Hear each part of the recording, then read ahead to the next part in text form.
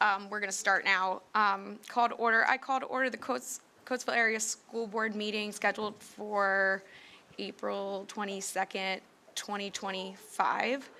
The mission of the Coatesville Area School District, rich in diversity and committed to excellence, is to create innovative educational experiences which are funded by the taxpayers, supported by the community, delivered by dedicated teachers and administrators to ensure all students will become responsible, contributing global citizens. Madam Secretary, please call for the roll. Leon Yacco. Here. Steve Wilson. Here. Elgin Bailey. Here. Beth Brindle. Here. Holly Charest. Here. Shauna Maxwell. Here. Liz Muirhead. She is, yes. Donna Rowland. Oh, she is excused, Robin Seagreaves. and she is excused. Emma Shriver. Here. Thank you. At this moment, I would like to ask everyone to stand for a moment of silence and a salute to the flag.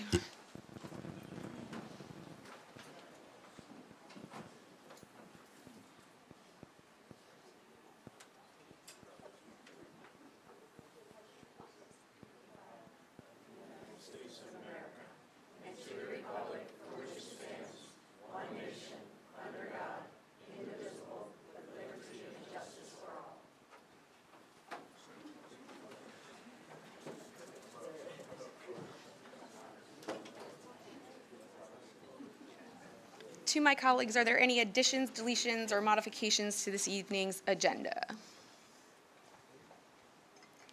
Seeing none, we usually move to public comment, but I'm being told that we don't have any public comment. All right, great. That brings us to special reports. Our first special report tonight is North Brandywine Middle School. Good evening, Coatesville Area School District School Board, Dr. Robarchak, and Cabinet. I am the proud principal of North Brandywine Middle School, and we are excited to present to you information that is going on at North Brandywine Middle School. Now, don't get discouraged. There are 47 slides, and given the amount of people, we will narrow it down to 15 minutes or less. So there will be two groups presenting before you today. One is the PBIS team, and the other one is the Dignity team. Now, the objectives of these teams are, one, is that they are actively engaged.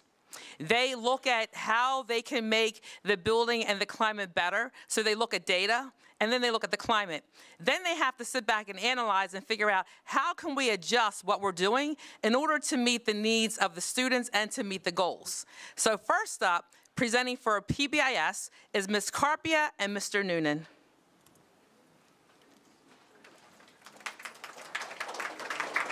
Thank you.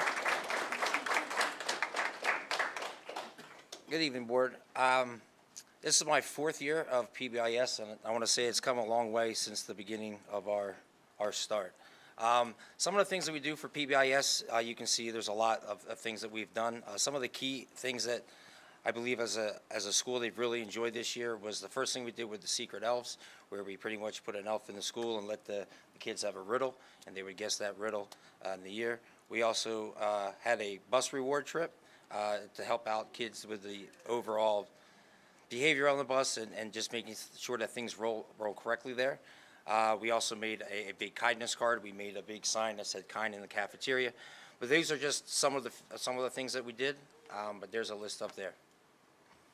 Ready? There you go. Not only the students, but the teachers need a little morale boosting every once in a while. So we do team buildings on Fridays. We have our faculty Halloween costume. We wore a deck of Uno cards. We have faculty room treats every so often as a surprise. We did a bingo game where the staff had to do nice things for each other, and then whoever got 5 in a row got a special treat. We have a boast board where you get to put, if Mr. Noonan does something nice for me, I write Mr. Noonan's name on this in the faculty room and give him a shout out, basically dress down days and things like that. There are just some of the things, the kind poster you can see in the cafeteria, the little drawings down below. There's our elves. We had a Cupid, and then we had a shamrock as well. Yeah. Yeah. Shamrock babies, where the kids had to guess what teacher, matched the baby? Our win schedule is the last period, or not last period, it's the end of the day. Every Monday, Tuesday, Wednesday, Thursday, Friday, we have something planned for the students. On Monday, we sit around and do circle groups, restorative practice groups.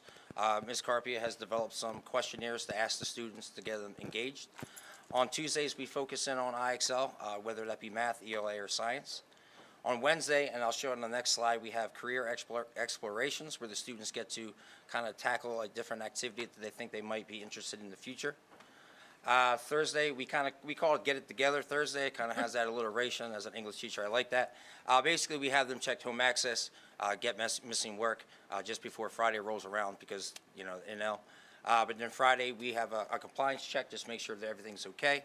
And every other Friday, we have a fun Friday where some of us 6th grade will go to the cafeteria and have a bunch of games. And then 7th or 8th grade will have, or 7th grade will have the gym to do activities as well. And then on the other days, we don't do that. We just do other enrichment activities within the classroom. These are some of the clubs that we've run. I've definitely switched my club up a couple times and found one that I really liked. So I'm doing creative writing, like music review. So I get to incorporate music along with writing as well. So that's what I'm currently doing.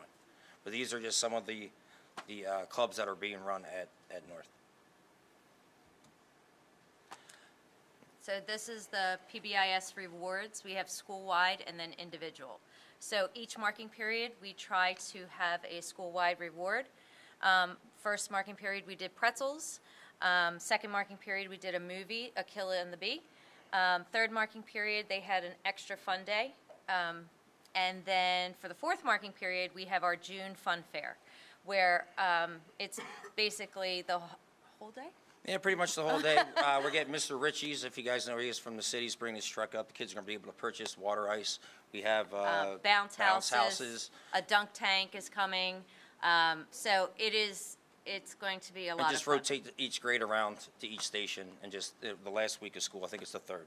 Yes, June 3rd. And then the individuals, we have our PBIS cart that comes around bi-weekly that is loaded with all kinds of prizes, and they get to buy that with their tickets. And then we have our surprise monthly call-out, where they, one of them was 76ers jerseys that they got if they got their name pulled from a hat. The major target behavior that we were trying to focus on this year was lateness to school. Lateness to school is something that we're trying to hone down. Disruptive behavior within the classroom, and as I mentioned earlier, bus misconducts. That was something that we noticed right away in the beginning of the year, was something that we could probably hone in on and try to work towards limiting. We did bring it down a little bit periodically. Some months were better than others, but yeah, those were the 3 major targets. Okay, so we have our positives, less bus referrals, positive school climate, teacher and student morale, collaborative, and so far it's going pretty good, we think. Next year, we want to start earlier with the incentive and tickets. Student attendance is on our radar, and latenesses to school. We definitely can't do this without the whole staff, so that is a plus that we have at North. Everyone does pitch in, and our whole PBIS team really works well together. So. And we're hoping with the follow-through for next year, having the same kids next year, that we won't have to reteach a lot of the behaviors, and things will kind of work its way out, so. Yeah. Thank you. That's it.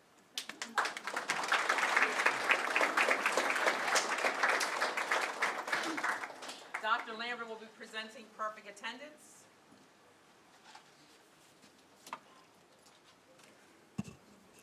We'd like to present perfect attendance to some of our students. And if you're here, we'd like to ask you to walk over here and then walk to the front where Dr. Roberts is. We'll do it in the end. will do after this presentation. Nelson Estrada Barrios.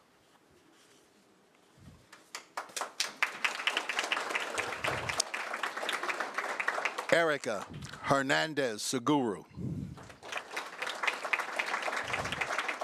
Giovanna Izo, Genesis Melo Aguasia, Sophia Marco Polis, Lucas Parks, and Nico Thornton.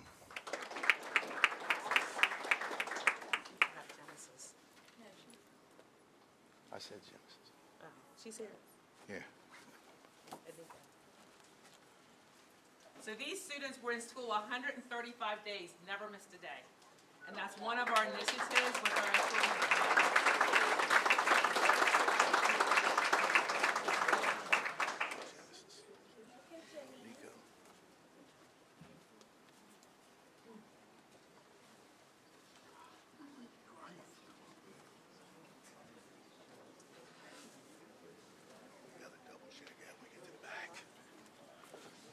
Round of applause. Thank you, thank you, thank you. And we also have three.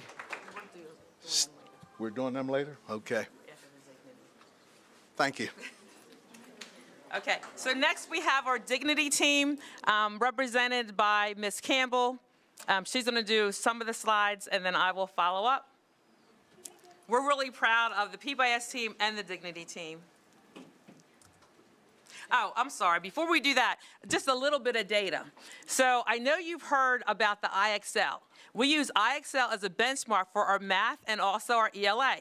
So typically, IXL is one of the homework assignments. Based on homework policy, it's 4 days a week. You pick and choose what days you want to work.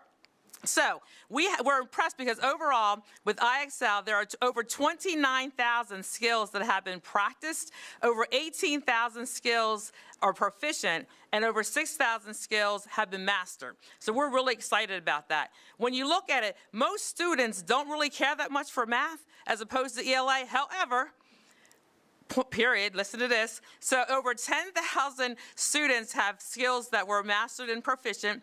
Over 3,000 for math were skills that were mastered. But ELA, we had over 2,000 skills that were mastered and over 8,000 skills that were proficient. So we think that that's pretty good, considering the fact that most students don't like math and ELA, however, they're still doing it. The other thing that I really like about IXL is it goes all the way up to 10th grade. So we tell students it's available in the summer, just keep working. So we have been able to move students in ELA and math from either 1 grade or 1.5 grades or 2 grades, and in ELA, we moved a student 3 grade levels. That's huge. I was a 6th grader working on 8th grade. So it really works. You just got to put the time in. It's there for parents. We encourage you to encourage your students to use it because you don't really have to know what they're doing, because if you don't understand what they're doing, they can go to the tutorial services and that will help them. So IXL, we'll see whether or not this really helps us with our PSSA, but I'm excited about the growth that we've made. We've always made growth. We just get nervous when it comes to that standardized test. So next is the Dignity challenge that we have. Good evening. We started some of our training with the focus on dignity and having everyone feel like they belong and that they are worthy. So overall, because you are a human being, you deserve the same treatment that everyone else does in the building. And one of the things that we stand by is that dignity always stands above differences. So we started out with our teachers looking into what's going well in our building, how do they feel their dignity is being honored or sometimes violated. And we took some data from that and some surveys, and we're able to start creating some activities to improve areas of need and also connect with students. So one of our teachers, Mr. Smith, takes time out of his day to greet every student at the door with a handshake. And the cool thing about this is we were able to see this transition to the students and them go out on their own and start these types of things just naturally. We also did a give and thanks tree where students were writing down different things to teachers, and it was nice for teachers to receive some compliments from various students. After the 10/11 incident with the bus, we went out of our way to start honoring our bus drivers and thanking them for everything they do, because we know that that was a hard time for them and everything they went through. Also honoring them on their special day, the Bus Driver Appreciation Day. something that we got into Dignity was not just knowing somebody, but knowing their story. So for us, it was important to do more than thank you on the Appreciation Day and look into knowing birthdays and knowing wedding anniversaries and celebrating them too at a deeper level. We also took some time to write some messages to Freedom Village. The students wrote out different notes and encouragement to the members over there. And in return, we weren't expecting it, but they wrote back to us several nice letters. This is posted in the office, and the students enjoy coming and reading them. We also started a culture of respect and dignity club. We identified students who were making good choices and also maybe some students who we wanted them to connect with some new friends. They were invited to some different organized events in the gym where they started working together in collaboration, trying different teamwork activities. So it's been a nice way for even some of our new students to make new friends and meet people. We also have a grit team that comes to our building, and they hop in and help us as well during our Dignity Club times. So one of our big things after we spent a lot of time with staff, we started doing relationship mapping with the students. And what we did was we took a picture of every student in our building and we hung it on a wall. We asked every staff member to go in and mark if you knew the student, and then mark in a different spot if you knew the student and their story. So this was time for us to reflect at how many kids are being seen, more than just their name, but also their story. We wanted to make sure that every student has 2 adults that at least know their story, and then we're going to try to build more on that. We want students to be able to come to school and feel like they belong there and they have someone to talk to. And if you noticed on the previous slide with attendance, 93% of our students have attended school 95% of the time or more. So it really correlates with them wanting to be there, and they know that they're wanted. And then we started some onboarding programs with staff and students that Dr. Roberts will talk about. So one of the things that we tried to do that was different was to have a different first day opening. So the first day, it was like, students, keep your book bags home and keep your computers home. So the first day, the 6th graders came in. They all came in 6th and 7th grade the same day. We did professional development. So the first day we had American Heart came in, did a presentation to talk about health and wellness. Then we had the 6th graders actually go to workshops. So they attended workshops on how to take good notes, how to be a successful 6th grade student, how to be a successful 7th grade student. Everything that you need to know about technology, there were 6 workshops. While they were doing that, the 7th graders were outside doing team building all day, which is where we came up with some of the handshakes. So that was a great day. The 3rd day, they all came back, everybody had classes, and we did a slow rollout.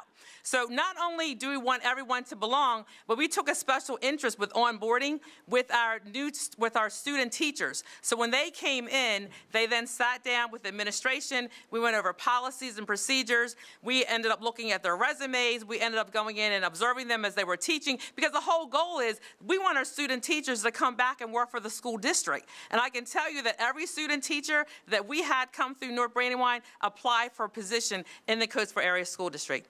The other thing we try to do, when we invite new teachers in, again, with the onboarding process, we allow them to make sure that they felt at home. So we made arrangements for this new teacher to come in with her mother in the evening to set up her classroom. That meant a lot, not only to the student, but to the mother. Again, we're forming this sense of family.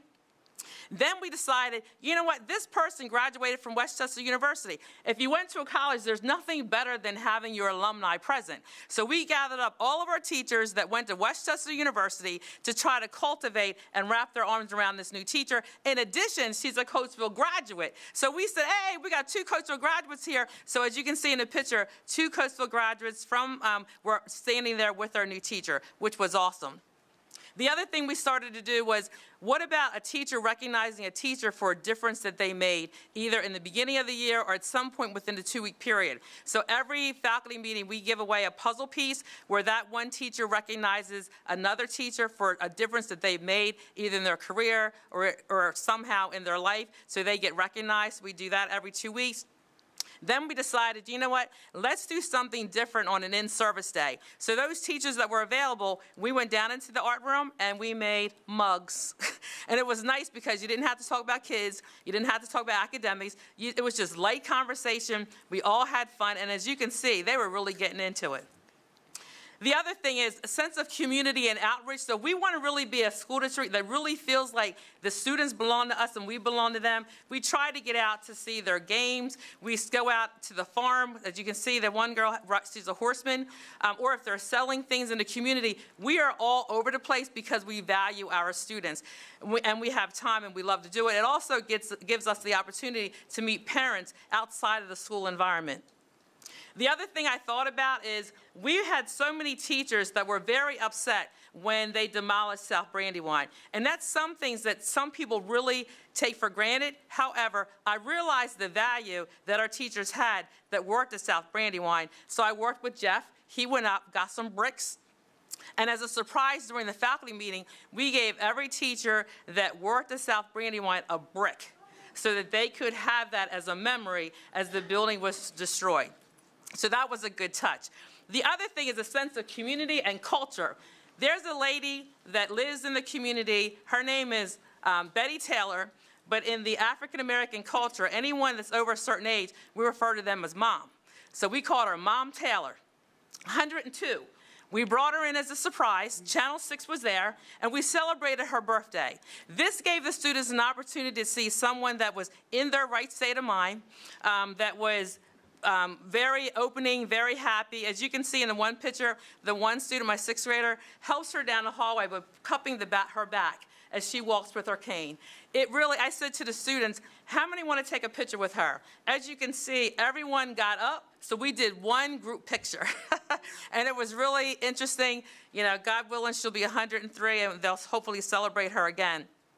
I only say that because of the fact that we're really trying to meet students where they are, give them the respect, reach out into the community and know that, you know what, we're here and we really do care. And so that's why we also have a couple of people that are here that Dr. Lambert's going to come up and recognize, because they've gone above and beyond what they needed to do in order to try to cultivate the building. In all of my years in the school district, we've never, ever recognized paraprofessionals publicly in a position like this, and so Dr. Lambert's going to do the honors of recognizing for them tonight.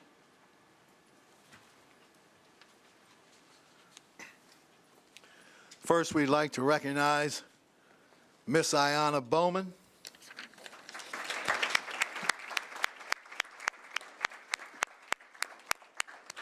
And I'm off script already because I had Miss Bowman in class.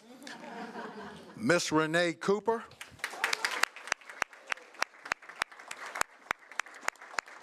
Miss Carolyn Ray. And Mr. Colin Wong.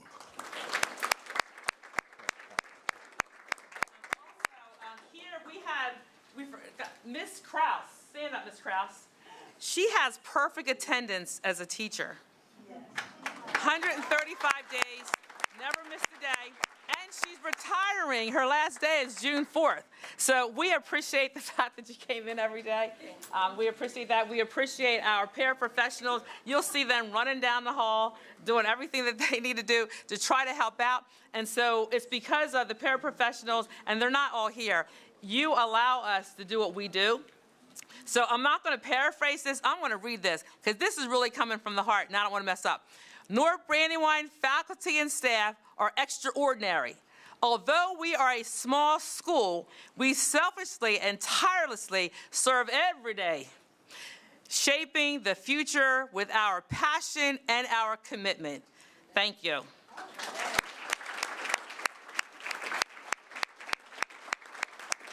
And I can tell you, 26 years, I've had almost all these kids here, and to see them when they were in middle school, to see them now, I'm a proud mama. Thank you, Dr. Roberts. Thank you, Dr. Roberts. Appreciate that. Next up is the Robotics Club. And we're going to invite Mr. Changer up to the microphone.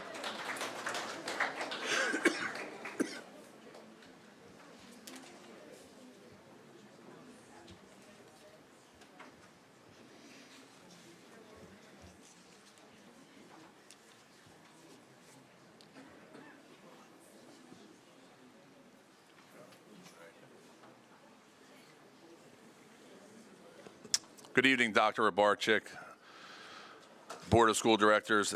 This next group that will be recognized and put on a brief presentation for you, as well as a demonstration for you, as well, is probably long overdue. The group of about 30, and I venture to say they could probably have 50 if they wanted to, as far as team members, but they put in a lot of time. They are there all the time in their little workspace that they work on the robots and I guess build team building skills that then they go to compete at different various competitions, do different community outreach programs, including inside and outside our school district. So best to hear it from the two advisors themselves, Mrs. Warren Ward and Mr. Andy Moscarelli. So I'll turn it over to our advisors. Thank you, Mr. Chamber. Well, thank you. That was a very nice welcome. I want to start with our students. We have 26 students this year, 3 teams. We are very busy. You see 3 robots there in front of you. These robots are not kits. The students build these things from scratch, and we'll get a little bit more into that. But there's more to robotics than just building robots, as you will see here in a second. As Mr. Changer had said, we had 26 students this year. We could have had more. We just need maybe 1 more advisor would be awesome. 3 teams competed, and we had 3 robots, 1 for each team. Let me see here. There we go. So our mission, we started this club about maybe 2017? about 9 years ago. And we're really to introduce STEM principles in a fun way through to the students and teach them engineering principles, programming, and just teamwork.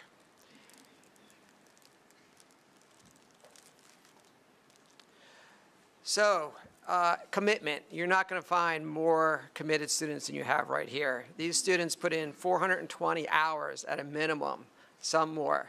That's 13 and a half hours a week they spend at robotics.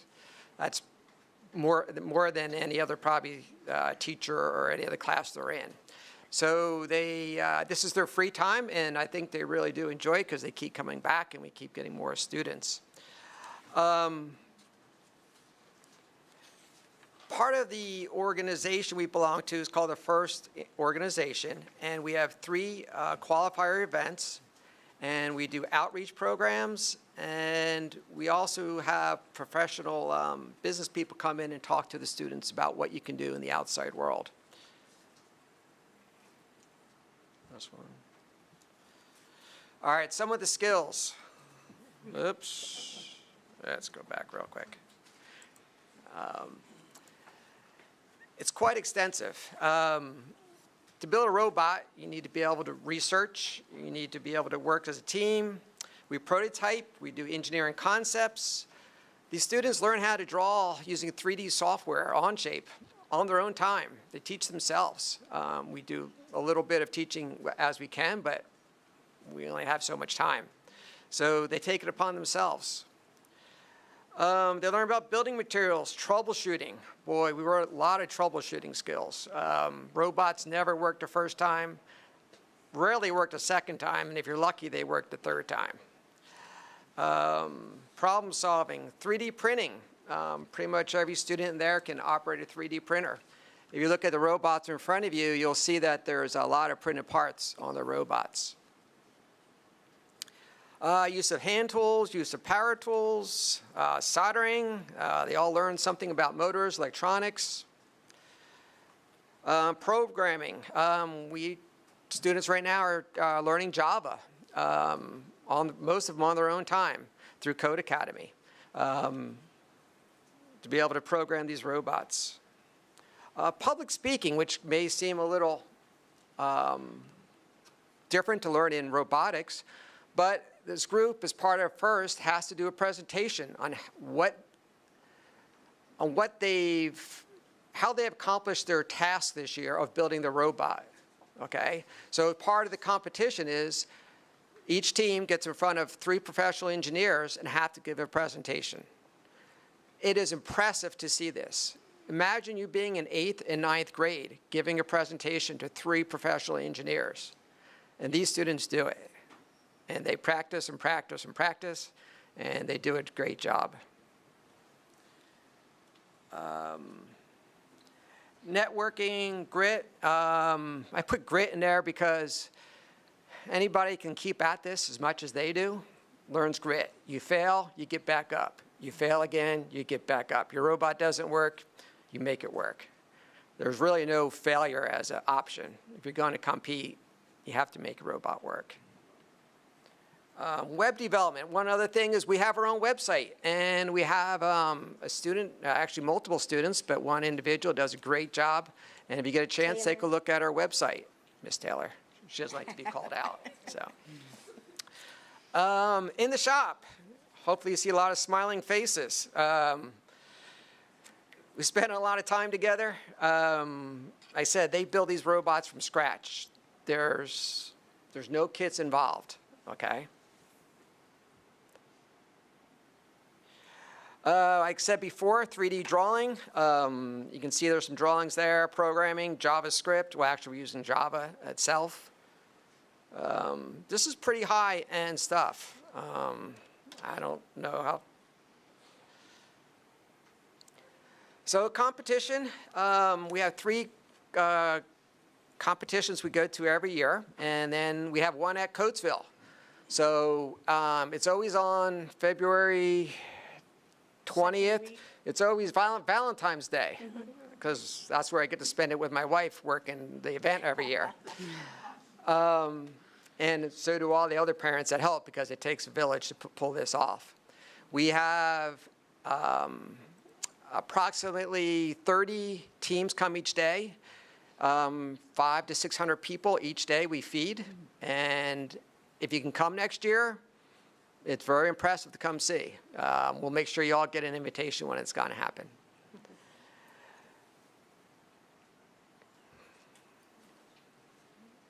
All right.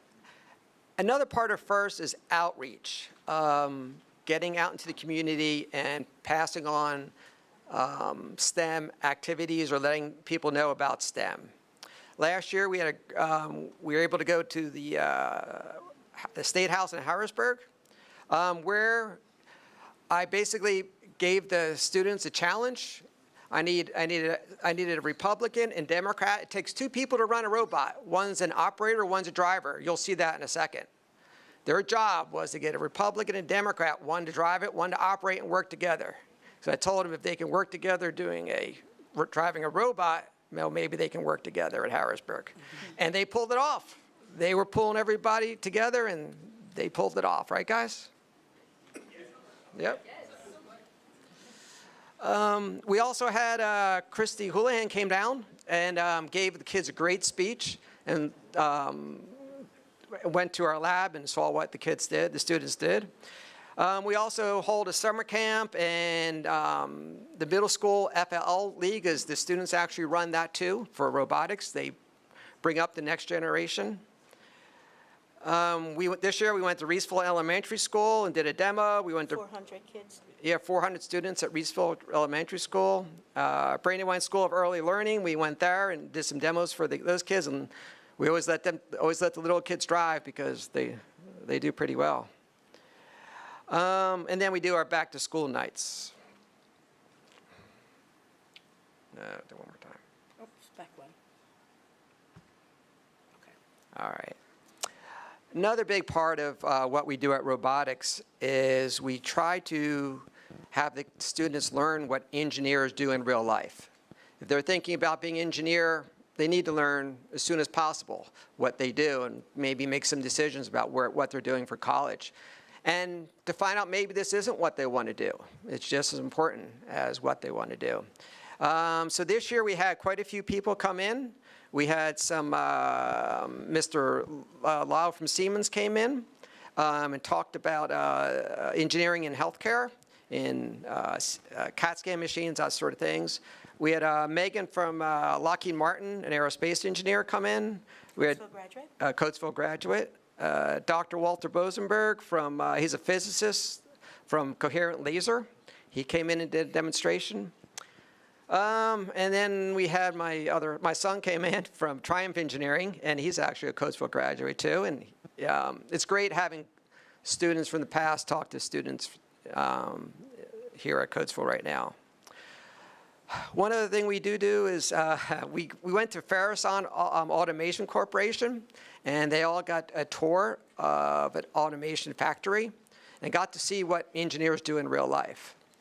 And we also went to the American Helicopter Museum this year and had an engineer give them a lesson about flight and things like that. So it's a lot. We do a lot. You can see where all the hours can go really quickly. I know this isn't a time to pitch, but I do have a request in for a third position. We could really use the help. So if that gets to agenda at some point, we'd really appreciate it. Right now we have 26 students. It's hard even at 26. I don't turn anybody away, but it's hard. I could easily have probably 40 if we could maybe get one more person. Anyway, I want the students to take over from here. Ms. Ward, would you like to say anything? Hi, everybody. Octavia Warren Ward, AKA the Science Queen. I just want to reiterate what Mr. Andy said. These kids put a lot of time in.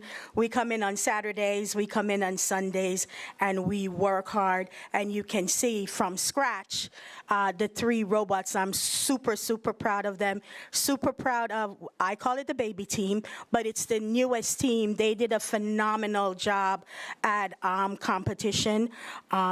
We all work together. We are one club with 3 teams, so we all work together. So thank you for inviting us to show you what we do here at the Coatesville High School Robotics Club. And am I introducing Akia? And I would like to introduce the president of our club. She is an amazing person. She's leaving us this year because she's a senior. So we want to welcome Akia Muhammad. Come on down.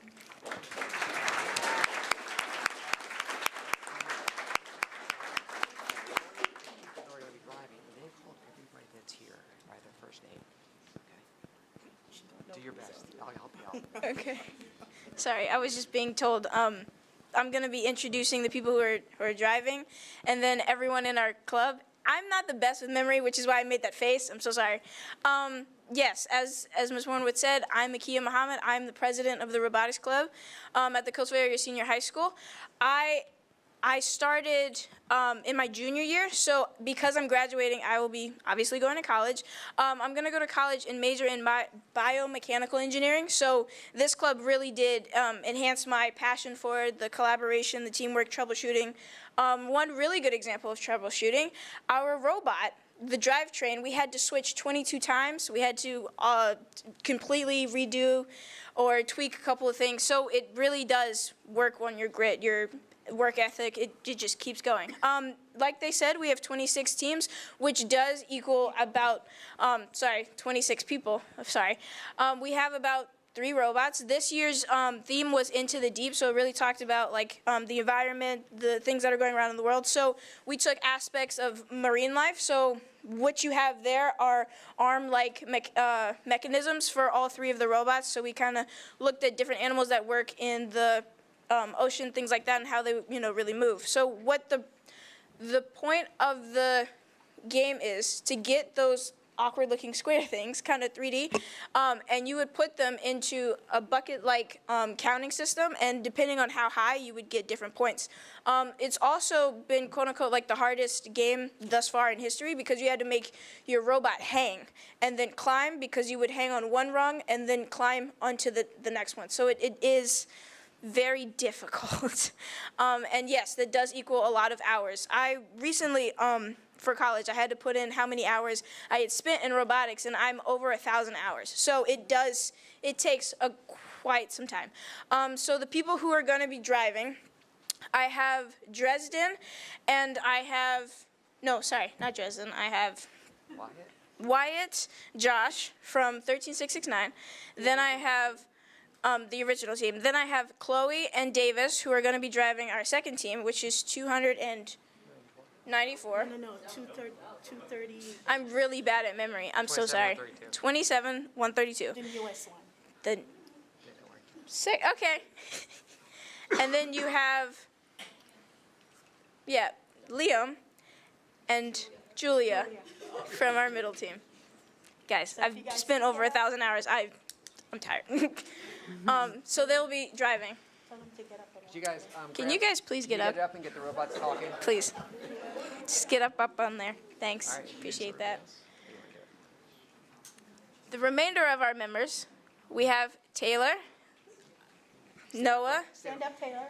Yeah, please stand up when I call you. So Taylor, Noah, Sydney, Dresden, Jamila, Sammy, Jack, Naomi, Anne-Marie, and Evie. Okay, that's it. Okay.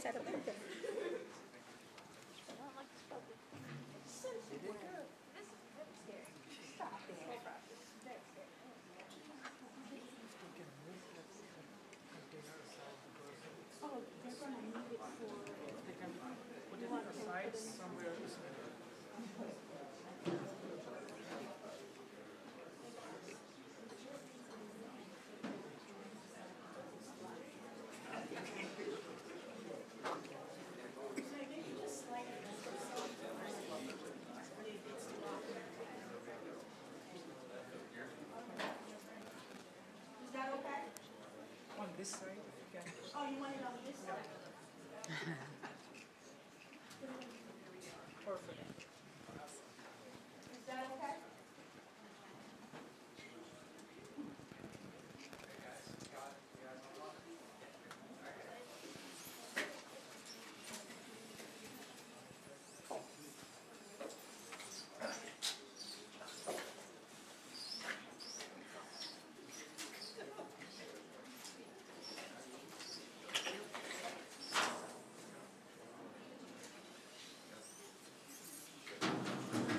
Oh my.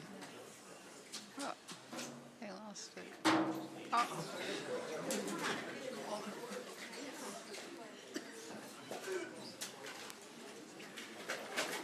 Oh gosh. Yay.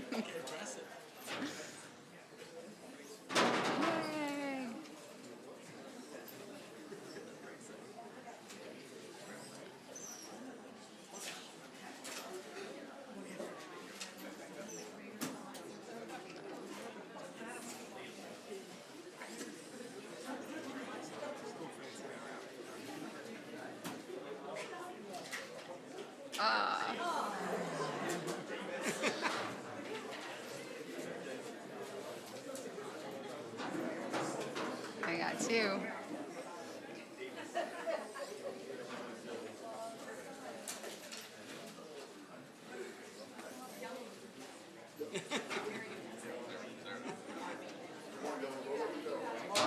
Oh, yeah.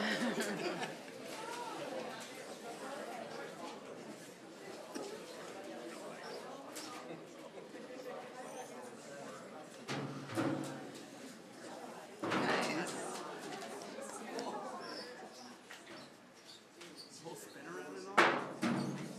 That's impressive. I know. It's very impressive. No.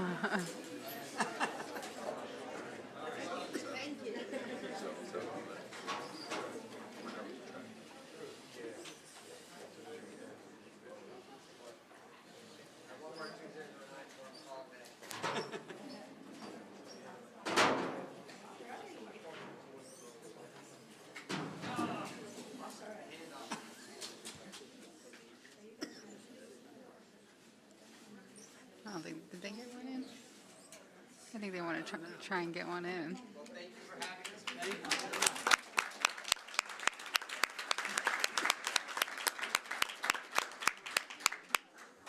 Very impressive.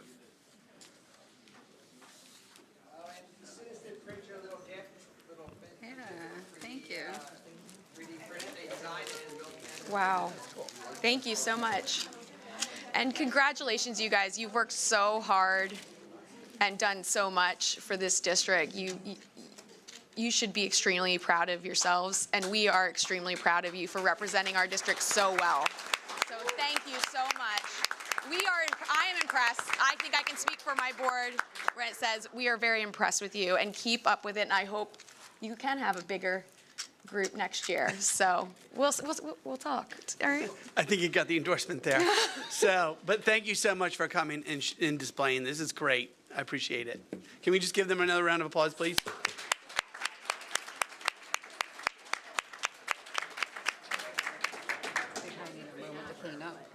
All right, at this time, I'm going to have Mr. Changer come back to the microphone. I don't know.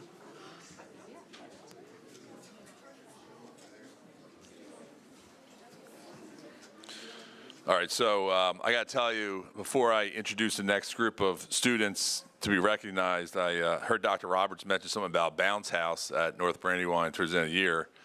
And then I looked at the gentleman to my left here. I said, the high school is no way he's going to have a bounce house when Max Hiller getting in there and doing something. So no, high school's not going to have a bounce house.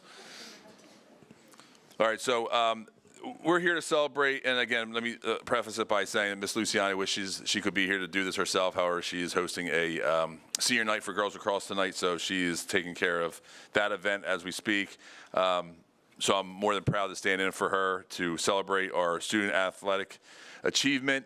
Rather yet to honor the commitment, heart, and perseverance that brought our student athletes to the state qualifiers during the winter season. So again, this is for our student athletes and teams who qualify for states and participated in either the state tournament or state championships for the winter season. So students, you've earned your spot among the best in the state, and we couldn't be more proud. This is not just about medals, banners, or records. This is about the early mornings, the late nights, the workouts when no one was watching. Much like our robotics team, you can pull on campus just about any time of day. And as you pull on to the right is you'll see wrestling parked on the left there with their vans and their cars. They're out to a tournament somewhere. Pull ahead a little bit more. Our band, our music section's there. Band's usually doing something. Pull around. You'll see a robotics team on the corner. And then to the left, you'll find our gym, typically occupied by our girls and boys basketball teams. And then pull around a little further, and then you'll see Coach Glass in the swimmer's cars parked out front before you leave campus. So there's not a time of day that you'll see. It's a busy place with activities going on. So again, it's about saying yes to hard work when it could have been easier to say no.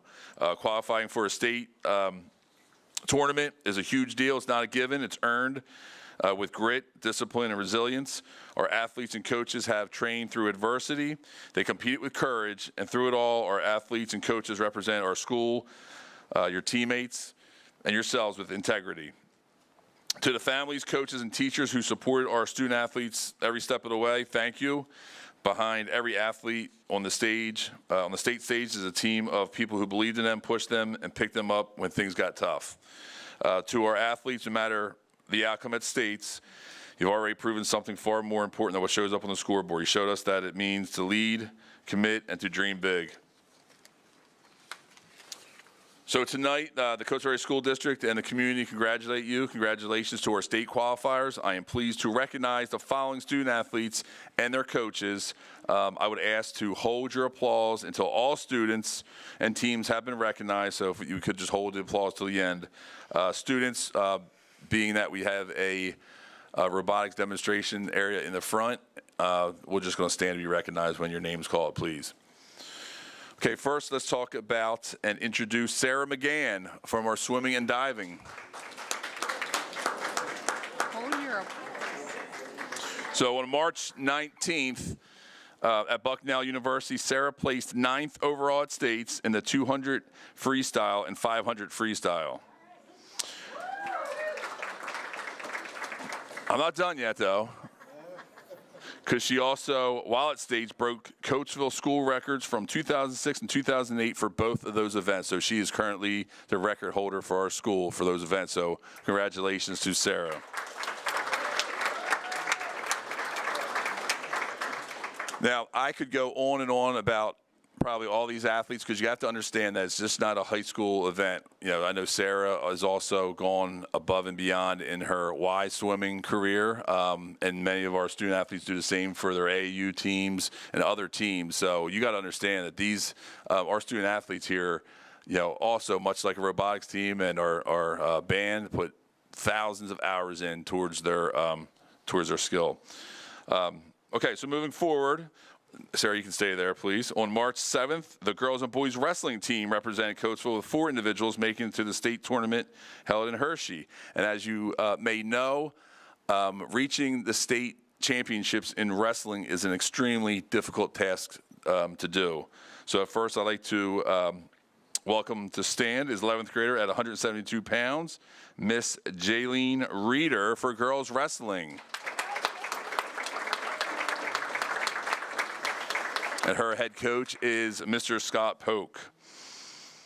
On the boys' side, 12th grader at 121 pounds, Andre Sesnick, boys wrestling.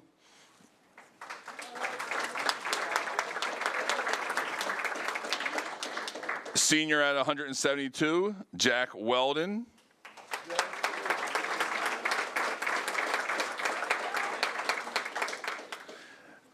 And possibly our most animated student in the high school at 215 pounds, Rami Ayub.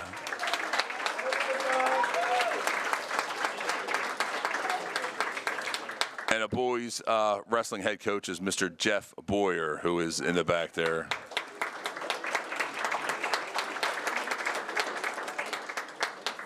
Our girls track team went to states, and then beyond states, also participated in nationals for indoor track for the 4x2 and the 4x4 and in the triple jump. Sienna Rosado, 12th grade student.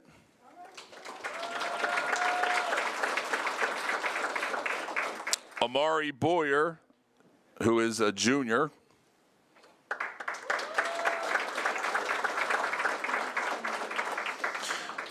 Sophomore Ava Weldon.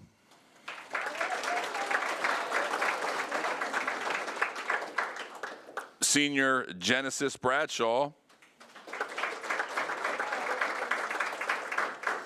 Sophomore Hannah Russum.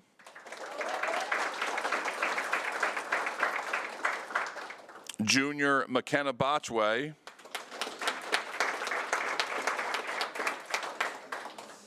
Kiara Alice.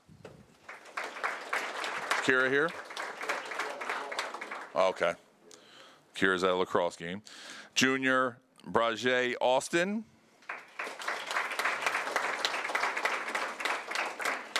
Freshman Natalia Hansen.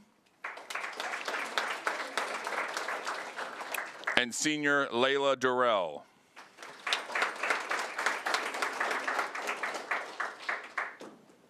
And our indoor track coach is Mr. Damian Henry, who's here up front.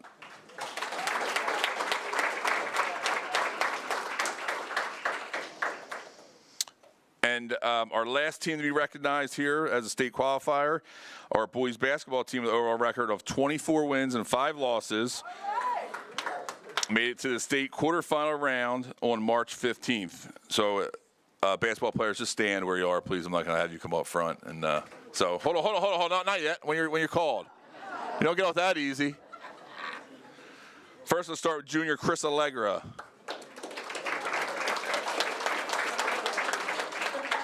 Junior Zarek Allen Brown. Stay standing. Stay standing. Stay standing when you're called. You can stay up. There you go.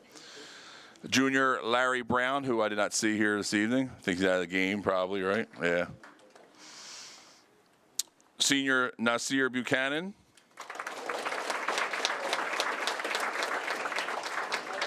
Junior Jonas Chester.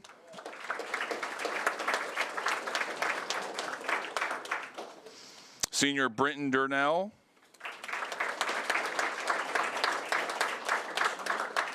Senior Amon Folks.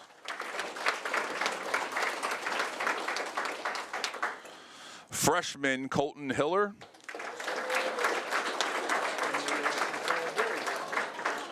Sophomore Max Hiller.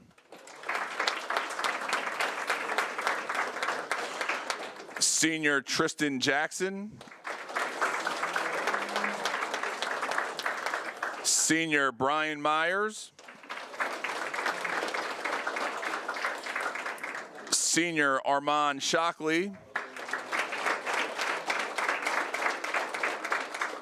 Sophomore Jaleel Thedford. Senior Isaiah Williams. And Senior Nasir Williams. And sophomore Kevin Norman.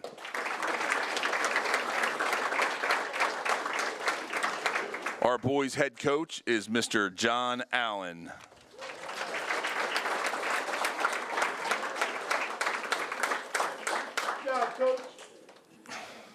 So again, just to point out, as you can see, there's a wide variety of ages and grade levels, so we look forward to seeing what these individuals do for us in the future, and mostly for themselves as they are using athletics to really promote themselves and hopefully someday be able to use that to get into college, get a great education, and be able to be a great member of either this community or other communities to give back to people in general, like Dr. Roberts said about dignity. So we appreciate everything you do for our school and our school district. So thank you, everyone, once again.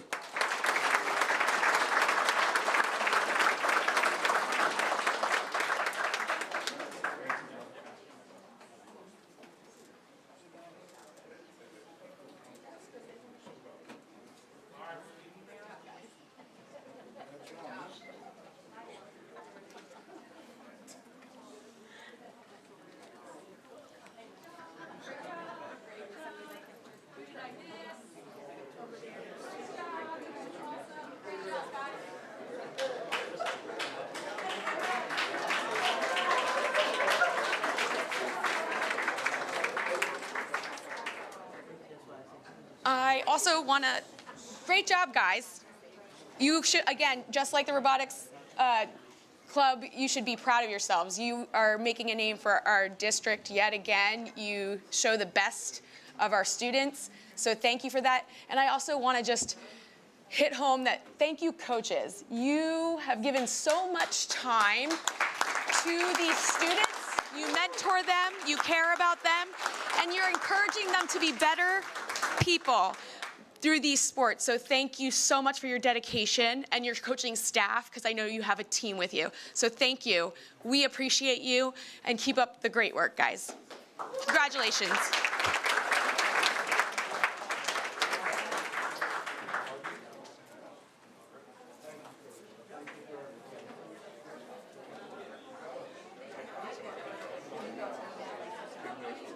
Go home if you want. Have at it. Oh, sorry. There's your permission.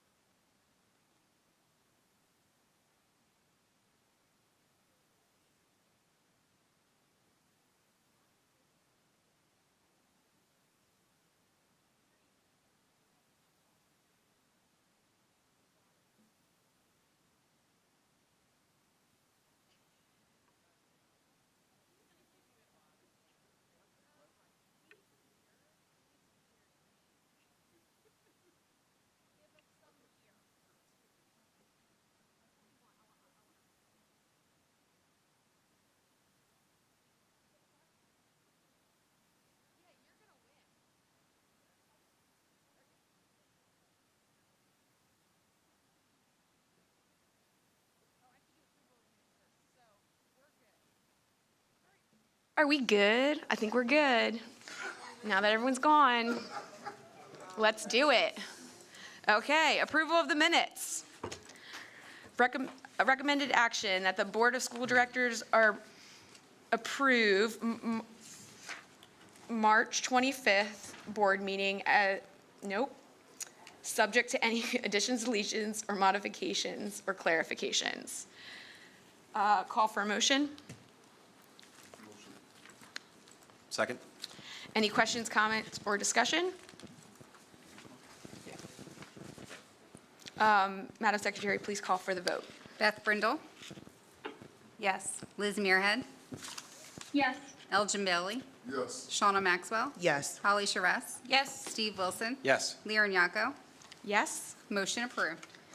Mr. Barbetta, do you want to do the executive session? Yes, the board met in executive session on April 7, 2025, and again, just prior to tonight's meeting, to discuss confidential personnel matters, confidential student matters, and matters related or protected by the attorney-client privilege and for legal advice.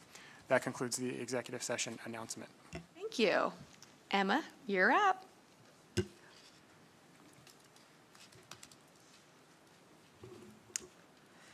Good evening, Board of School Directors and Dr. Roberchek. First, I'm going to start with some student honors in April. Recently, Phil and Kate Furno, owners of King Taverns, visited Cash to discuss a work experience partnership with Cash students. Senior Samaj Mangum, who is a 2-year culinary student at TCHS Brandywine campus, was able to sit and discuss a work experience opportunity with the Pharaohs and plans to begin his formal training soon. Congrats, Samaj. Thank you to the Coatesville Rotary Club, who held their annual Roger Taylor Rotary Speech Contest last week. Rotarians were on hand to judge speeches, with the top 2 students moving on to the next round. Congratulations to junior Lily Copeland for placing first in her speech that addressed the social media crisis and impact on literacy and health, and to Carly Strickland for placing second, and Maya Oxidine for placing third. Congratulations to 15 of our Cash TCHS students for being named by TCHS Brandywine campus as Students of the Quarter. These students have done an outstanding job at TCHS and continue to demonstrate the attitude and scholarship on a daily basis. Thank you to all of our senior students who participated in the Verani Fashion Show that was held on Friday, April 4th. This year's senior class raised almost $400 towards their senior prom. Congratulations to senior student Ivan Demchak, who raised the most money.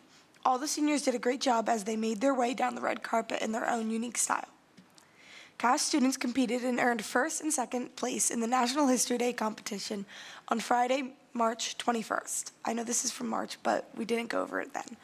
As a part of Mr. Tassoni's Historic Research and Preservation course, students from Delaware and Chester counties competed in the Region 10 competition, which took place at the Chester County Historical Center in Westchester. National History Day is a nationwide competition in which students research historical topics and create projects that support their thesis. Juniors Gloria Kazitz and Morgan Scarborough earned first place in the group exhibit category with their project titled Title IX, Paving the Way for Gender Equality. Sophomores Mina Krieger and Casey Griffith earned second place in the group exhibit category with their project titled The Aftermath of Nazi Medical Experiments. Gloria, Morgan, Mina, and Casey advanced to the state competition and competed in Scranton, PA on April 12th. Although neither group placed, they were given impressive praise for their projects. Theo Ryland, Casper Cressman, and Lacey Cressman earned an honorable mention for their performance titled Etiquette for the Victorian. Congratulations to all of the Coatesville students who participated in the competition, and a big thanks to Miss Heather Thompson for all the support in Cash Library. Field trips this month. This month, government classes led by Mr. Tassoni and Mr. Carpenter participated in Constitutional Ambassadors Program at the National Constitution Center on April 10th. The focus of this program is for students to explore and discuss the intricacies of our First Amendment right to freedom of speech. I had the amazing opportunity to attend this field trip with many of my fellow classmates. We received a visit from Judge John Murphy, a federal district court judge of the Eastern District of Pennsylvania. He spoke about his career path, his responsibilities as a federal judge, and answered student questions related to his role. This exchange allowed us students to get an inside view of how a judge goes about making difficult decisions on a daily basis and what the United States Senate confirmation process was like. The class then had an individualized tour of the museum to search for examples of freedom of speech and engaged in a constitutional classroom discussion with our tour guide to wrap up that programming. This field trip was absolutely fabulous and helped us get a better understanding for what the First Amendment means and from its creation to now. Next, I have 2 environmental field trips to talk about. This month, some of Mr. Gellner's AP Environmental Science students went on field trips to helped better connect them with the class and its topics. Mr. Gellner believes that an essential part of environmental education is providing students with meaningful hands-on field experiences.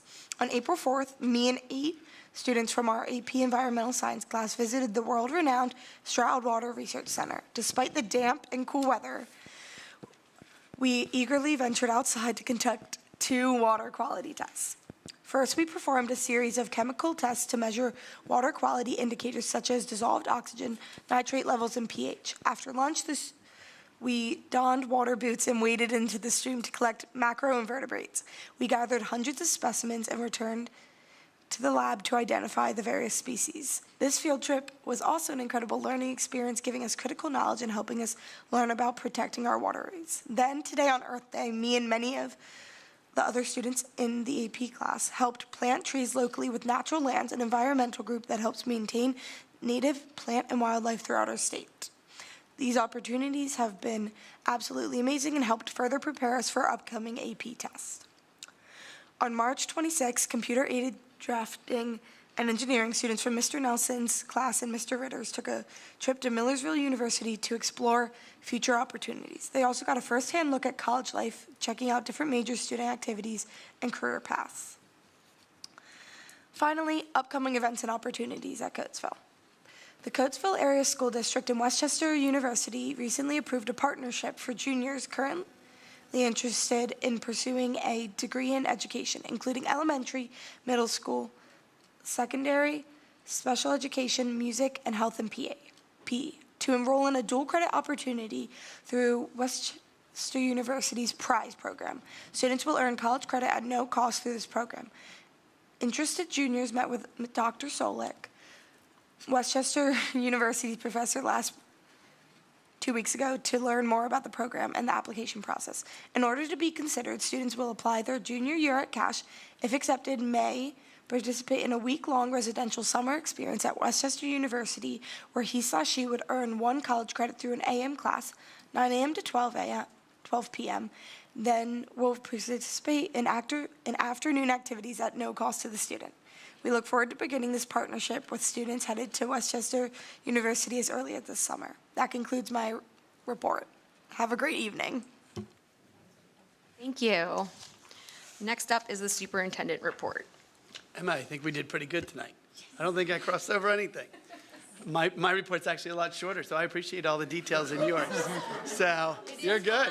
No, you're good. We're appreciative of, all that information. You're great.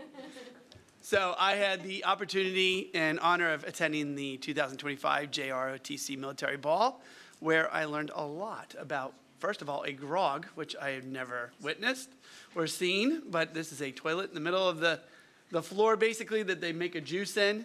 They used a bucket instead. They left the toilet to be clean. And but the students had the opportunity to kind of roast each other and through rhyme and everything, and then they would invite them up to the grog to take a drink. So luckily I was not roasted, so I did not have to participate in that piece. But it was a great evening. So proud of these students. They were also awarded, we had over 20 awards at the end of the evening, and I think 5 of them had monetary prizes to their awards. They are recognized for just their pride, their athleticism, their commitment, their dedication to the program. It was really impressive, and enjoyed the evening spending with them. The next one is our National Junior Honor Society inductees. Was just over a week ago. We had a great night of celebrating over, I believe 35 individuals who were inducted into the National Junior Honor Society from each of the 2 middle schools and at the intermediate high school. And then just a quick note that talking about middle school, we are doing a welcome night for our new students, 5th graders going into 6th grade. On May 7th at 6 p.m. at each of the buildings, they will come and learn what it's like to be in middle school. So there's something to look forward to for the upcoming rising 5th graders. And then my monthly construction update. As you can see in the first slide here at Reeseville Elementary, the masonry walls are up and they are working. The floor is cement is poured and nicely shined for the next piece of construction.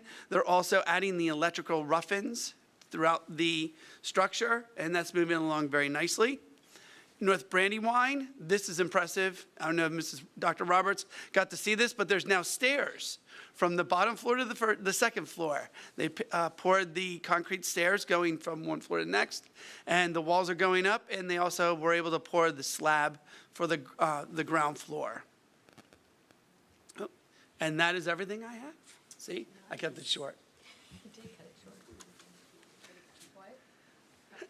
Oh, and also, so May 13th at 6 p.m. in this room will be our committee meetings, and May 27th at 6 p.m. here in this room for our regular school board meeting.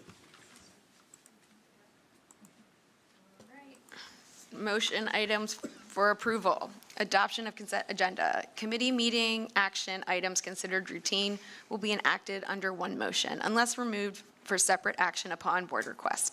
The purpose of the consolidated motion is to expedite governing board action on all consent items, which are not held for discussion.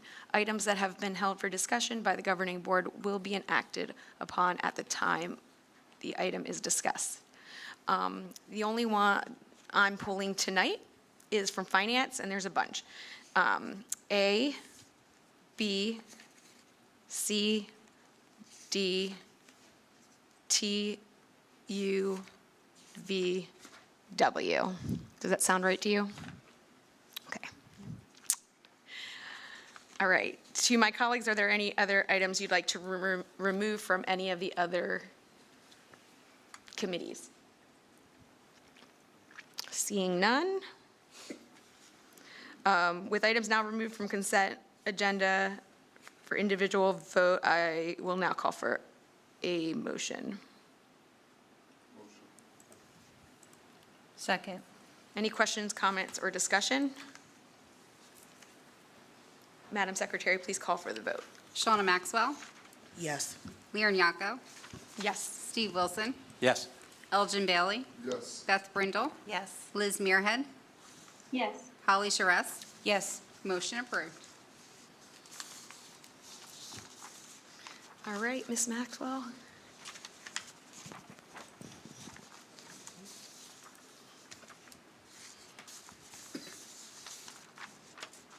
Can I just jump in? Do I need to say anything extra? Your mic went off. Sorry, guys. There you go. The Board of Directors approves the financial statements and bills payable list as presented. Do I need to break that down? Do you have a motion? Just ask for a motion. Okay, do I have a motion? Motion. Second, any questions or comments? Madam Secretary, please call for a vote. Holly Charest, Yes. Elgin Bailey, Yes. Liz Muirhead, Yes. Steve Wilson, Yes. Lear Nyako, Yes. Shauna Maxwell, Yes. Beth Brindle. Yes. Motion approved. The Board of School Directors approves the 2024-25 Chester County Intermediate Unit Core Services Budget in the amount of $41,002,080.72, of which the Coatesville Area School District projected contribution is $46,924. Do I have a call for motion? Motion? Second. Second. Madam Secretary, please vote. Wait, I have a comment. I'm sorry. I'm just reading this. It says in the recommended action 2024-2025, but this is 2025-2026, right? Good catch. That is yeah. correct. I will update that right now. So are we pausing that? Thank- Oh, we're just going to thank fix you. that Thank you. addendum? Sorry, I Okay. didn't touch that. during No, the thank meeting. you. Thank you. We will make that correction. Okay. The Board of School Directors approves the 20. Oh, we have to vote. Oh, Yeah, I'm sorry. we're Yep, we still have to vote. She just made the change. Sorry about No, that, it's guys. all right. I'm It's sorry. okay. Yeah. Can it be considered a Don't friendly worry. amendment? Don't worry. Yes. Yeah, it'll be a friend, yeah. Now we just have to vote for it. Okay, do I have a motion? Motion. Madam Secretary, please take vote. Elgin Bailey, Yes. Steve Wilson. Yes. Liz Muirhead, Yes. Shauna Maxwell. Yes. Holly Charess. Yes. Beth Brindle. Yes. Lyra Nyako. Yes. Motion approved. Okay, now we have to vote on the actual motion, right? We just amended the wording to be 25-26. And voted on it? That's correct. Okay. So we're moving on to C, correct? Yes. All right. Okay, so for C, Yep. the Board of School Directors approves the 2025-2026 Chester County Intermediate Unit Occupational Education budget in the amount of $34,527,909, of which the Coatesville Area School District contribution is $4,003,600. A lot. $3,061,455 as presented. Do I have a motion? Motion. Second? Second. Any questions or comments?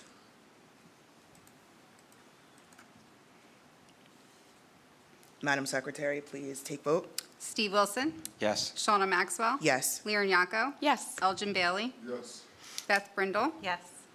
Holly Charess. Yes. Liz Muirhead. Yes. Motion approved. The Board of School Directors approves the resolution adopting the preliminary budget for the 2025-2026 fiscal year and the notice of special meeting for June 10th, 2025, in accordance with Act 1 of 2006 as presented. Do I have a call for motion? Motion. Second. Second. Any questions or comments? Madam Secretary, please take vote. Liz Muirhead, Yes. Shauna Maxwell, Yes. Elgin Bailey, Yes. Beth Brindle, Yes. Lyra Nyako, Yes. Holly Charess. Yes. Steve Wilson. Yes. Motion approved. Okay, we're jumping down to letter T. Yep. The Board of Directors approves the reappointment of Lori A. Dierendorfer as the Director of Business Administration Affairs effective May 1st, 2025, pursuant to the terms and conditions of the employment agreement as presented. Call for motion. Motion. Second. Second. Any questions or comments? Yeah, I just wanted to, oh, sorry. No, go ahead. I just wanted to, I'm excited about this. I think Lori has done an amazing job over the last 5 years, and she's really kept us on task and budget. And so I'm really excited that she's agreed to stay on with us and continue working with us. So thanks, Lori.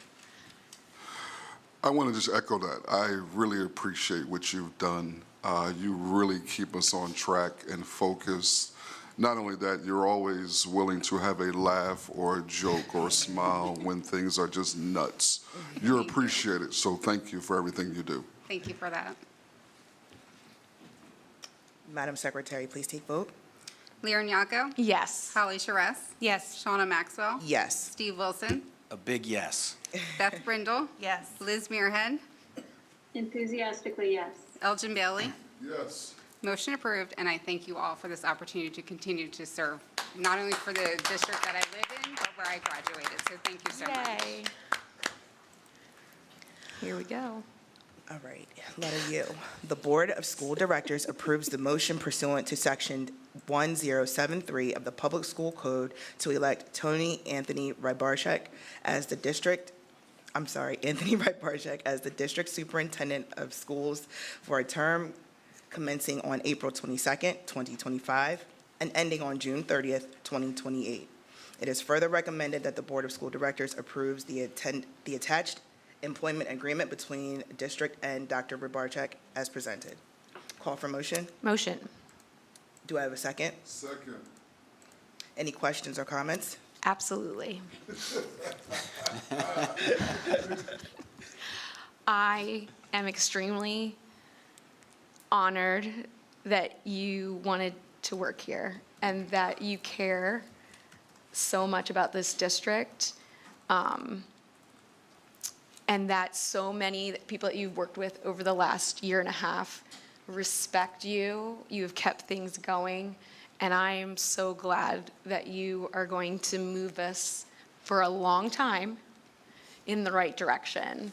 So I'm excited to see what this next season in this district look like, and I feel really confident in it. So come on, people. Well, it's a lot. We'll go around. Everybody has something to say. Sure.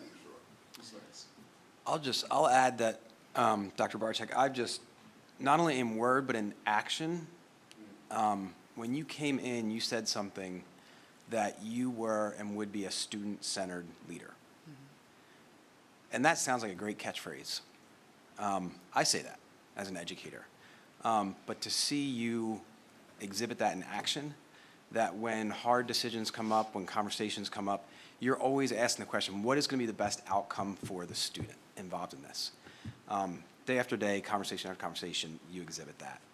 So I am just deeply grateful that, again, you've chosen this district, that we get to choose you as well, and that you have modeled just a student-centered approach to education.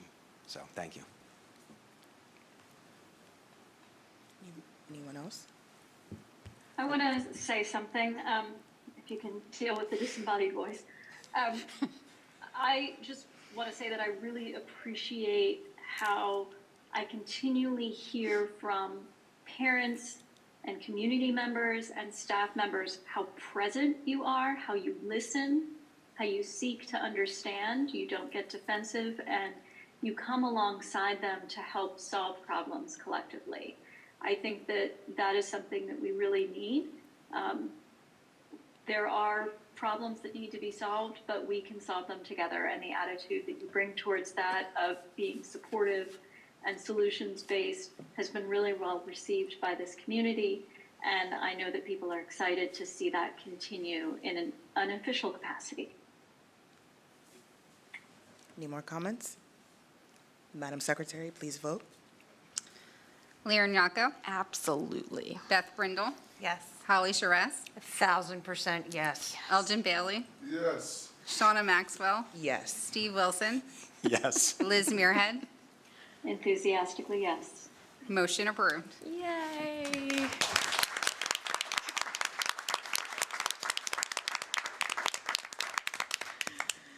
The Board of School Directors approves the resolution for statement of charges for employee number 14619 as presented. Do I have a motion? Motion. Do I have a second? Second. Any questions or comments? Madam Secretary, please take vote. Elgin Bailey, Yes. Lear Nyako, Yes. Beth Brindle, Yes. Steve Wilson. Yes. Liz Muirhead, Yes. Shauna Maxwell, Yes. Holly Charest. Yes. Motion approved. The Board of Directors approves the resignation, appointments, new positions, leaves of absences, transfers, change of status, and corrections as presented. Do I have a motion? Motion. Second? Second. Any questions or comments? Do you have a list? I do. Do you want me to read that now or Yeah. after? Okay. Yeah, if you don't mind. Take a few minutes to acknowledge Jessica Freeman Peterson. Thank you for your 20 years of service from the social studies teacher at Scott. Ms. Catherine Fox, 3 years of service, special education teacher at Reeseville. And Cynthia Dunn, 8 years of service as the attendance secretary, worked at Scott, North, and Rainbow since 2020. Wow. These are our retirements, correct? Yes, these are our retirees. Thank you very much. Madam Secretary, can we take a vote? Beth Brindle, Yes. Liz Muirhead, Yes. Elgin Bailey, Yes. Shauna Maxwell, Yes. Holly Charest, Yes. Steve Wilson, Yes. Lear Nyako. Yes. Motion approved.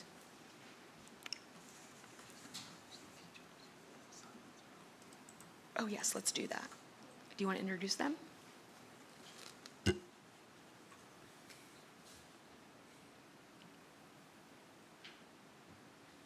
So as part of our agenda this evening was the approval of the new science program that we're going to be bringing in, thanks to all the hard work with Lynn Mancinelli in putting this pilot together.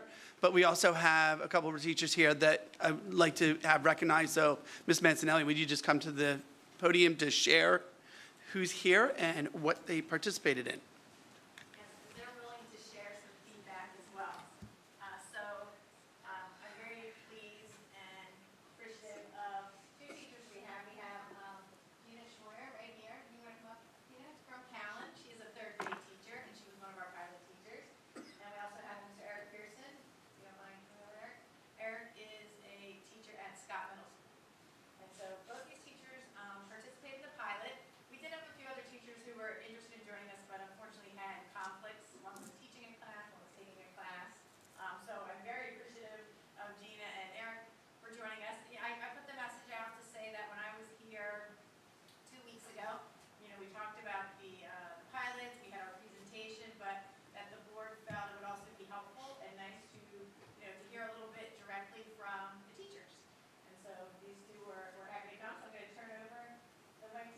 share a little bit of insight in their experience. Lynn, can you just make sure is the mic on? It's not on. Thanks. There you go. Okay. So as Lynn said, I am a third grade teacher at Callan Elementary, and I piloted both the Smithsonian and then the Twig. So we did a unit in each. They were both really good programs. The students loved the hands-on portion. I think of Smithsonian a little bit better, but the prep time was super, super long. We needed a lot more than an hour or two to prep for most of those lessons. The Twig lessons were easily prepped. The supplies were slightly easier to use. And the work, the stuff they came with, the workbooks, I liked the digital portion. I know, Lynn, after doing with math, I tend to use more digital than I do the paper pencil, but everything went really smoothly with Twig. So I leaned for the Twig. That's where I went.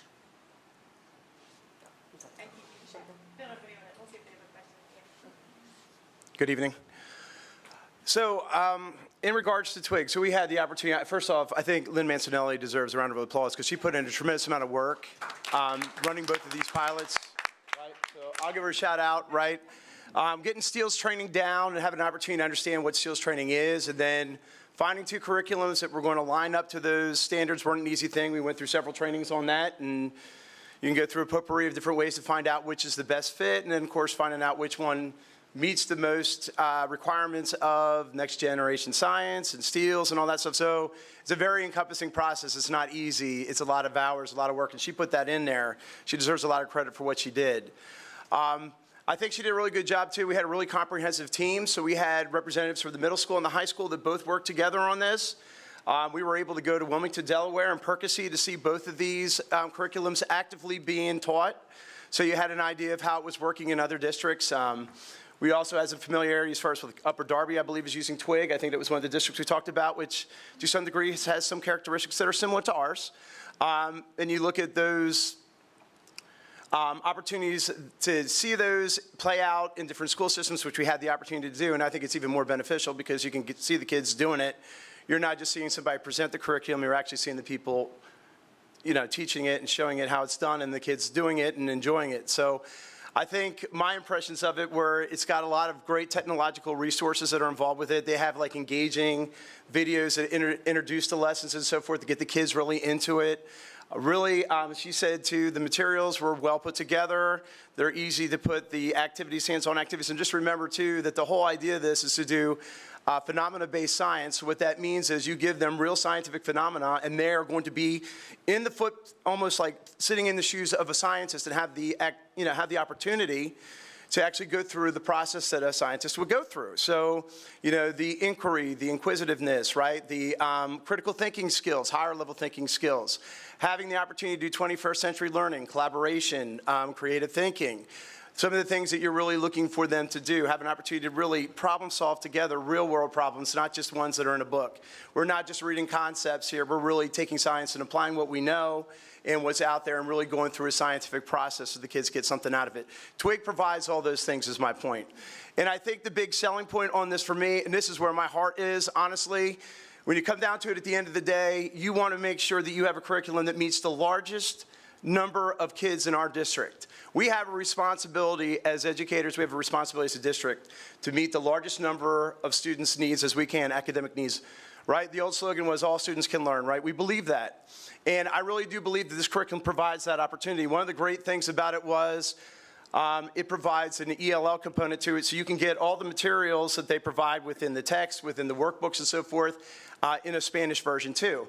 And as we all know, we have students that are Spanish speaking, some of them who speak more proficiently, and others who struggle, but they're all being mainstreamed into science and social studies classes. So to get the maximum benefit for those kids, if we have an opportunity to print them in both English and Spanish, we're going to get the bigger benefit, right?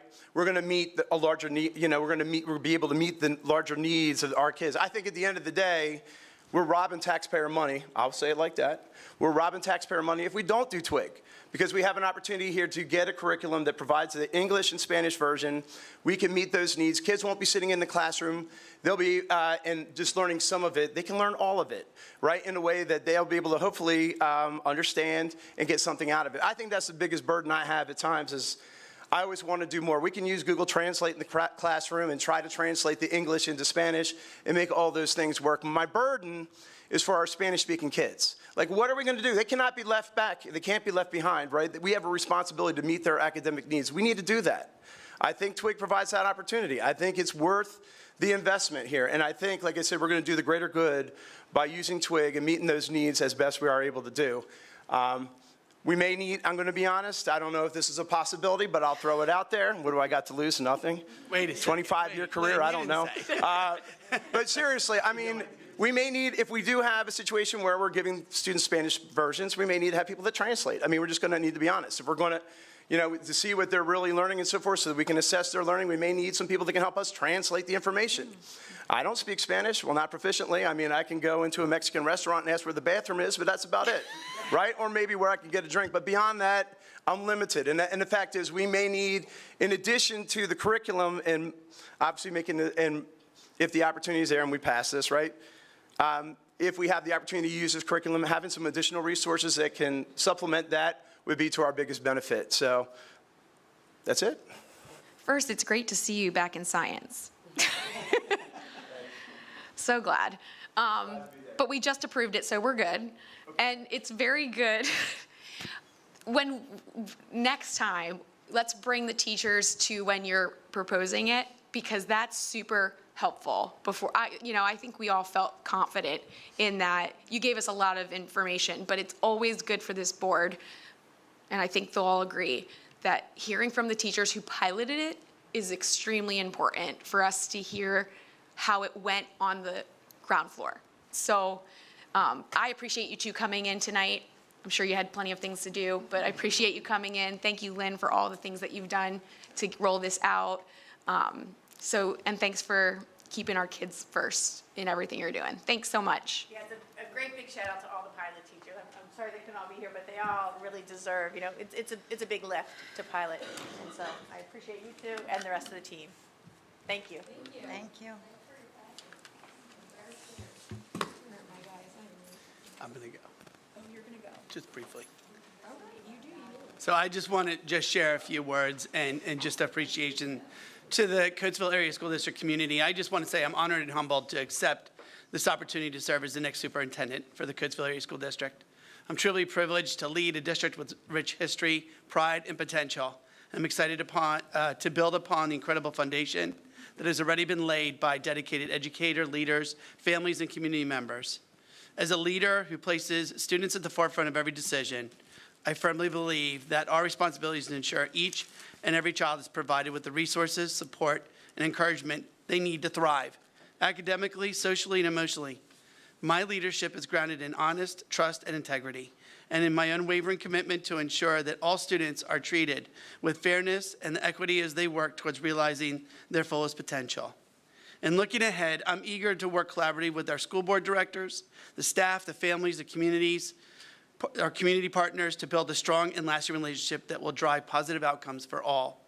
Together, we will continue to elevate Coatesville as a district where excellence is not only expected but celebrated, and where our students are at the heart of our work. I look forward to many years to dedicated service to the Coatesville Area School District and to leading with purpose, compassion, and steadfast focus on what matters most, our students. I'm especially grateful to the Coatesville Area School District Board of Directors for their confidence in my leadership and for entrusting me with this important role. I will work every day to ensure that trust is well placed. Thank you so much. Thanks. Thank you. Next up is public comment. The board has requested that all persons making comment of public concern list their name, address, telephone number, and topics on the sheet provided. There is a 3-minute time limit per person. First up is Joan Waddell, thank you.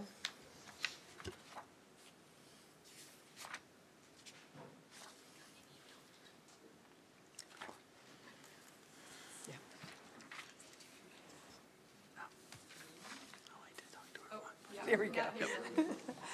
Thank you for letting me speak. I did send an email to each of you a couple months ago, and Doctor, I don't know how to say your last name. but Rabarchak. Yes, thank you for responding to me. But I did feel the need to come and address publicly. So I'm just going to read what I wrote, basically. I'm a retired elementary Coatesville area school teacher, and I've been a resident in the district for 50 years plus. Our schools should be a welcoming place for all students where every child can learn, grow, and thrive in pursuit of their full potential. All children deserve to learn about our nation's history, the contributions of all communities, and the unfinished work of building a more perfect union. I watched Dr. Judith Carell at the January 28th board meeting as she addressed a concern that I also have. The most recent statistics I could find on greatpaschools.com show that nearly a quarter of our students identify as Latino. Another 25% are considered special education. Recent statements and actions from the White House and the executive orders that target inclusive learning and diversity caused me to worry for all of our students and our families. I'm asking that you publicly share our school district's commitment to welcoming schools where all children are free and safe to learn all that they and our country have the potential to be. I'm concerned, as I'm sure you are, when I hear about raids in Chester County. You probably know that Kennett Square has been targeted by ICE. And there has also been a fake ICE incident on the Westchester University campus. You might have heard about DHS coming to an elementary school in Chicago where they were mistaken as ICE agents, creating fear and concern for that school and community. Again, I'm asking that you publicly share our school district's commitment to all of our children by creating our own Coatesville Area School District Safe Zones resolution. This would show the families and the children in our community that you support, respect, and protect them. I've also contacted the Coatesville City Council and suggest that you reach out to them too. I'm asking them to come up with a policy for dealing with ICE operations and to share that policy in a public declaration, as many other Pennsylvania cities and school districts have done. Thank you. Thank you. Next up is Ms. Lori Shannon Bailey.